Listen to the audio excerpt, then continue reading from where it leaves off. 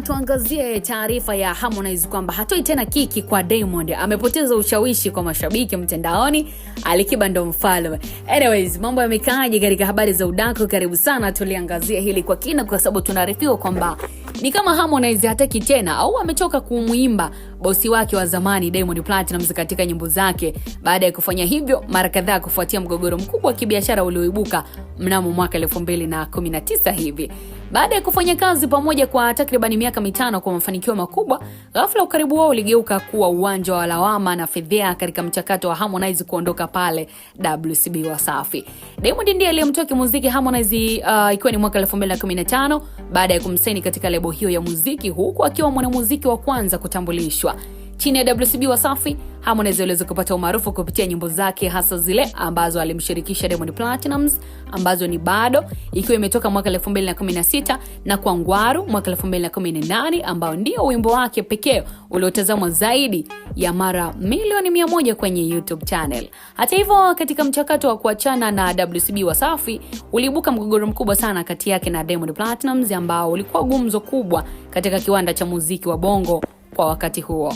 Baada ya kufanikiwa kuondoka pale WCB Wasafi, Harmonize alitoa nyimbo kadhaa akirusha vijembe kwa Diamond, lakini sasa ni kama ameamua kuachana na jambo hilo kwa mara ya mwisho kufanya hivyo. Tunakumbuka ilikuwa ni mwaka 2021.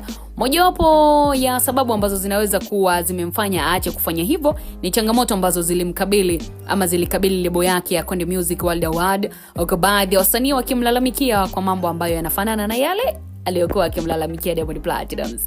Lakini ni lini na kwa namna gani Harmonize alirusha vijembe kwa Diamond Platnumz? Nikukumbushe, ilikuwa ni kupitia nyimbo zake zifuatazo.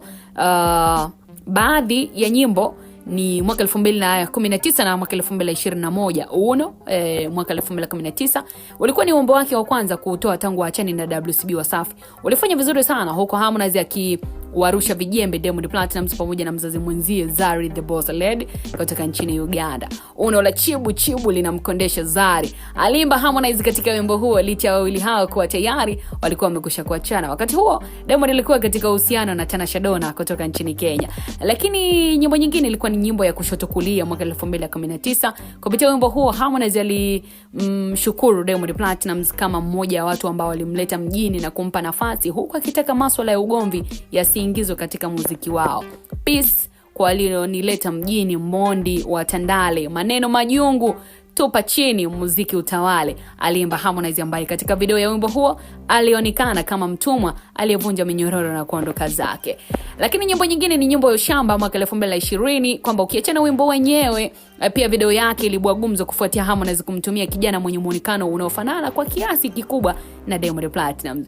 Halina meno hilo Simba zee, likila demu lazima litangaze. Inajulikana kuwa Diamond amekuwa akitumia jina la Simba katika muziki wake, so ukiachana na kijana anayefanana naye katika video hiyo ilitoa picha kamili kwamba kijembe hicho kilikuwa kikielekezwa kwake moja kwa moja. Lakini pia nyimbo nyingine ni nyimbo ya Usia, ilitoka mwaka 2021. Ni ngoma ambayo ilipatikana kwenye albamu yake ya pili ya High School iliyotoka ikiwa na nyimbo 20. Humo pia alimrushia vijembe Diamond Platnumz. Ikumbuke kuwa nyimbo mbili zilizotangulia zipo kwenye albamu yake ya Afro East mwaka 2020. Simba na ukali wake wote, ila akimuona tembo anachimba, ila hiyo haimfanyi tembo kuvimba. Anaimba Harmonize ambaye amekuwa akitumia jina la tembo katika muziki wake, huko akiwa amejichora tattoo ya mnyama huyo anayejulikana kwa nguvu zake kubwa. Bana, namna hiyo na tunatamatisha hili la Mondi kwamba siku hizi Harmonize amwimbi tena vijembe. Mambo yako hivyo mpaka wakati mwingine katika kuhabarika na nyinginezo taarifa.